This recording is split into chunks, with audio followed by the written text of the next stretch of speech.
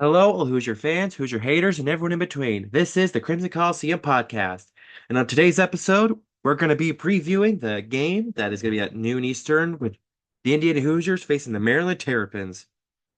Right now, Indiana is a 7-point favorite, and the over-under is 55.5, which is pretty good for Indiana's favor.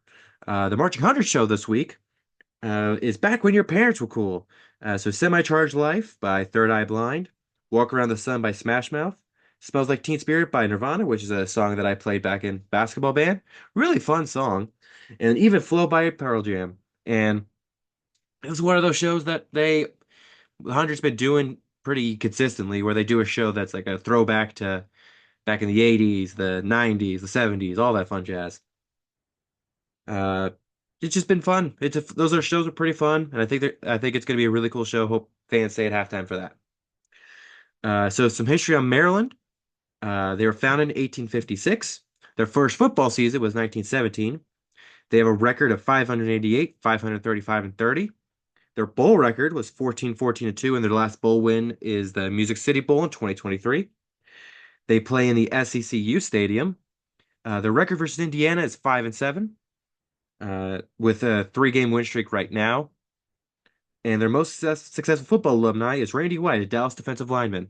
So this is one of three opponents that I believe we're going to be playing consistently every year. It's like them, Michigan State, and Purdue. So we're going to be seeing these guys a lot in the future. Just for some update on how their season is going, they started out their season with a 50-7 win over UConn. They lost their first Big Ten game against Michigan State 27-24 at home.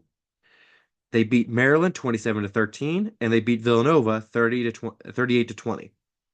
So it's been a decent season for Maryland, not great. And if you've seen my power rankings, you understand how I feel about them. Right now, they're ranked 14th in the Big Ten in my power rankings. But this has been a decent season for them so far. So just for some team sets, let's start with Indiana. Offensively, after their fourth game, they're at 50.5 points, which is second in the Big Ten.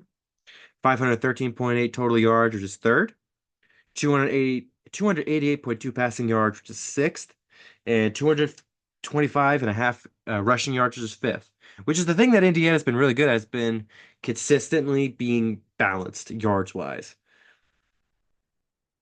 Maryland is not that balanced, and not that as balanced as Indiana is. It also makes Indiana's offense as scary as it is. Their first and third down percentage at 58.5, and in third down attempts, they're eighth with 41 attempts.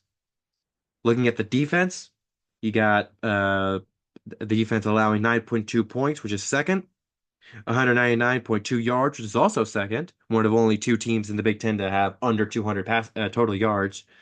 And I think they're on a streak right now of under 300 yards allowed for four straight games, which is like the best since the 90s. They've allowed 124.8 passing yards, which is fourth, and allowed 74.5 rushing yards, which is also third. They're fifth in the Big Ten in third down percentage allowed, which at 29.2, but they're 11th in third down attempts, with only getting to 48 third down attempts, which might honestly be because they're ending drives so quickly that they're not getting many third down attempts, which it's a curse and a blessing. For the Maryland offense, they score 34.8 points per game, which is sixth in the Big Ten, and 464 total yards, which is fifth. Passing, they are at 308.8, which is fourth, but they lead in total yards at 1,200 to 35. The only reason why they're fourth, the only reason why their average is lower is because the teams ahead of them only played three games. But 155.2 rushing yards. That's the balance. They're more of a pass first team in terms of total yards, and the plays may be similar, but a lot of that might be scrambles and all that stuff. Their down percentage, they're third with 51.6, but they're last in third down attempts, which they've gone to the third down 62 times, which means they've been in third down situations a lot, and that's not good. Defensively, they've allowed 16.8 points, which is 13th. 348.8 total yards, which is 16th. 247 passing yards, which is second to last, and 101.8 rushing yards, which is ninth. Third down percentage, they're 35.1%, which is eighth. And then 57 third downs, which is third in the Big Ten. Defensively is where I think Indiana can really take it to them. I think it's going to be a shootout. This could easily be a shootout. But let's look at individual stats real fast. So we got Curtis Rourke leading the way passing with 71 of 94 pass attempts, 1,013 yards and 8 touchdowns, while also getting 14 rushes, 55 yards and 2 touchdowns on the ground. Justice Ellison is leading the way in the running backs, 38 carries, 290 yards and 4 touchdowns, and has also had a one reception for 19 yards. This rushing attack has been really good for Indiana. They've been more of a rush first team. Uh, but with the rushing, we've got 18 rushing touchdowns on this team with 902 total rushing yards. Um, it's been a really, really good rushing attack because you got Justice Ellison at 290, Lawton at 184, Green at 157, Kalen Black's at 113. So you got four guys with already 100 rushing yards. Tyson Lawton's leading away with 5 touchdowns. Green and Ellison have four, and the Curtis Rourke has two. And in receiving, got Elijah Surratt now finally leading the way, 15 receptions for 250 yards and a touchdown. And you're going to see how much different this Indiana receiving corps is compared to Maryland, because we already got four guys with 10 or more receptions, and Keyshawn Williams has 8 and 3 touchdowns. Like this is a much more spread out offense in terms of who's getting the ball, and we'll see with Maryland. Tackling, Aiden Fisher is still leading the Big Ten with tackles with 38, 12 solo tackles, 2.5 tackles for loss, and one pass defense, also a sack. And then pass defense, still Amari Farrell. 16 tackles, five solo tackles, a sack, a tackle for loss, a pass defense, and 2 interceptions. I think Amari Farrell is going to have the biggest, most important job in this entire game. Him and probably JoJo Johnson.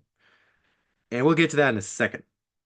With Maryland, passing wise, Billy Edwards Jr., 102 and 136, 1,155 yards, which leads the Big Ten, 8 touchdowns, 2 interceptions. You see the difference between the quarterbacks.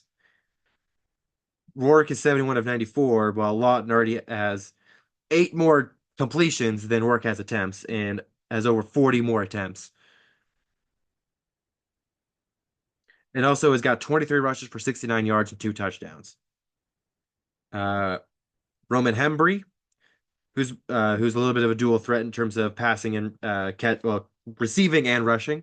50 carries, 201 yards, and 2 touchdowns, while also getting 9 receptions for 43 yards. But the main show for this offense is Ty Felton. 41 receptions, 604 yards, and 5 touchdowns. He's leading in both receptions and yards. I think it's second in touchdowns. He's been the leader of that offense. He's been the engine that gets this thing going because the second best guy was like of the 102 completions, 62 are to Felton and Caden Prather. That's another guy I got to look out for. 21 receptions, 203 yards, and 2 touchdowns for him. It's going to be very big. Like D'Angelo Ponce is going to be the guy that's going to be on him most of the time, but I think Amari Farrell is going to be as a rover. He's going to be as help wherever he goes. And then Dante Trader Jr. is leading in tackles with 21 tackles, 12 solo, 2 pass defended, 1 pick. And Glendon Miller's leading the pass defense department, 11 tackles, 6 solo, half a tackle for loss, and 3 interceptions. It's an opportunistic secondary with a lot of interceptions. I think 6 interceptions on the season, which is good for them in terms of, but we've also dealt with Charlotte, who's also an opportunistic defense. I think with the rain coming down, I heard it's not going to be as much as what I thought it was going to be, but still rain is going to be leaning more towards rushing no matter what. And I think this is going to be a very fun game. If Indiana wins, it's the first time going 5-0 since 1957, which is going to be massive. Get this win, and we are one game away from actually going to a bowl game, which would be crazy going into Northwestern for the bowl game. But my prediction for this game is that Indiana's going to win 31 to 21. It could be different either way, but I'm going to be nervous the entire time. Thus is an Indiana fan being nervous. But that's going to be it for today. Thank you all for watching. Make sure to like, comment, and subscribe on YouTube, share on all platforms, and ask yourself who's going to have the best game tomorrow? Who's going to have the best game tomorrow?